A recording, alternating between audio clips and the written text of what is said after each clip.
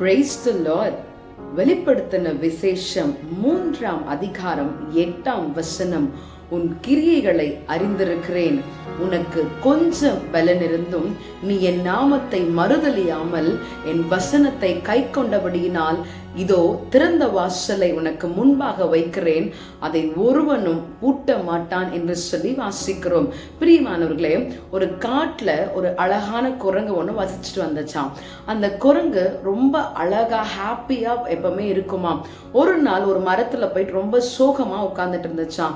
அப்ப அந்த வழியா வந்த ஒரு தேனி அந்த குரங்க பார்த்து கேட்டுச்சான், ஏன் ட்விங்கிள் நீ ரொம்ப ரொம்ப சோகமா உட்கார்ந்து இருக்கிற அப்படின்னு கேட்ட உடனே அதுக்கு அந்த தேனி கிட்ட அந்த குரங்கு சொல்லுச்சான், நான் ரொம்ப நாளா ஆசையா பார்த்து பார்த்து எப்ப பழுக்கும்னு சொல்லி நான் காத்து கொண்டே இருந்த தர்பூசணி பழத்தை நான் எடுத்துட்டு வரும் பொழுது எங்க அண்ணன் பார்த்துட்டு கேட்டான், நான் கொடுக்க மாட்டேன், நான் வீட்டுக்கு போய் தர, 2 பேரும் ஷேர் பண்ணி சாப்பிடலான்னு சொன்னேன். ஆனா அவன் என்னோட மேல அவன் ஓடி வந்துட்டு என்னுடைய தர்பூசணியை வாங்கிட்டு என்னை அவன் அடிச்சுட்டான் அப்படின்னு சொல்லி இந்த குரங்கு சொல்லிச்சான். உடனே அந்த தேனி சொல்லிச்சான், கொஞ்சம் பின்னாடி திரும்பி பாரு அப்படின்னு சொல்லிச்சான். அங்க ஒரு கரடி ஒரு தேனி கூட்டத்தை, அந்த தேனியோட கூட்டை அடிச்சு உடைச்சு அந்த தேனை எல்லாம் சாப்பிட்டு இருந்துச்சான். அப்போ இந்த குரங்குக்கு ரொம்ப ஷாக் ஆயிட்டு, வா நம்ம போய் அதை தடுக்கலான்னு சொன்னாங்களாம். நீ கோவப்படாத, அது என்னோட வீடு தான் அப்படின்னு சொல்லிச்சான்.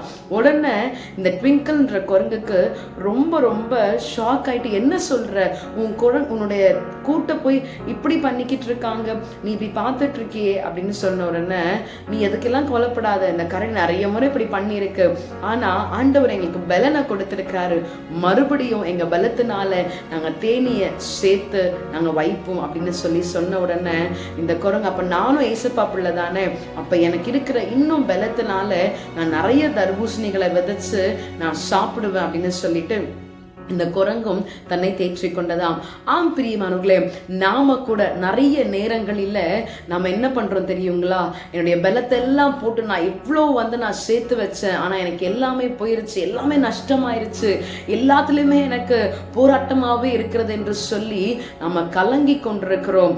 சில நேரங்களில நாம் ஒரே ஒரு நல்லது மாத்திரம் பண்ணி கொண்டிருக்கிறோம். என்னன்னு சொன்னா, நாம கொஞ்சம் பலன் இருந்தும் கூட நம்ம ஏசப்பாவை மறுதலிக்காம அவர் மேல நம்ம நம்பிக்கை வைத்ததுனால நமக்கு அவர் பலனை கொடுத்து நமக்கு முன்பாக திறந்த வாசலை அவர் வைக்கிறாராம். முன்பாக திறந்த வாசல் இருக்கிறது, தேவன் உங்கள் பலனா இருக்கிறார். அந்த திறந்த வாசலை நோக்கி கடந்து செல்லுங்க, நிச்சயமாகவே நீங்கள் கையிட்டு செய்கின்ற எல்லா காரியத்திலையும் ஆசீர்வாதத்தை பெற்றுக் கொள்வீர்கள். நமக்கு பலனை கொடுக்கிறவரை ஆராதிக்க விட்டுக் கொடுப்போமா?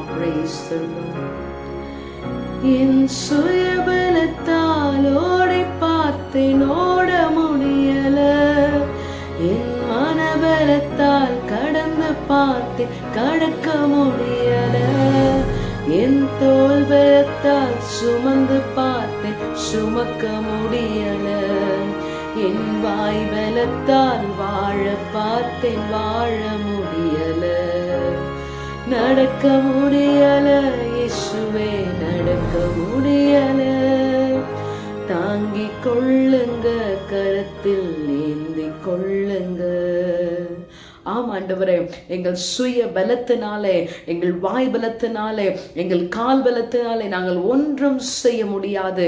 ஆனால் உம்முடைய பலத்தினால் மாத்திரமே நாங்கள் எல்லாவற்றையும் செய்ய முடியும். நாங்கள் உம்மீது கொண்டிருக்கிற நம்பிக்கை நிமித்தமாக ஆண்டவரே, திறந்த வாசலை எங்களுக்கு முன்பாய் நீர் வைத்திருக்கிறபடினாலே உமக்கு நாங்கள் நன்றி செலுத்துகிறோம்.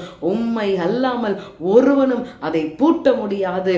ஆண்டவரே, திறந்த வாசல் எங்களுக்கு முன்பாய் இருக்கிறபடி நாங்கள் பெற்றுக்கொள்ள வேண்டிய அனைத்து ஆசீர்வாதங்களையும் இந்த நாளிலே பெற்றுக்கொள்ள எங்களுக்கு கிருபை தாரும், ஆசீர்வதியும். இயேசுவின் நாமத்தில் ஜெபிக்கிறோம் பிதாவே, ஆமென். God bless you. Have a blessed day.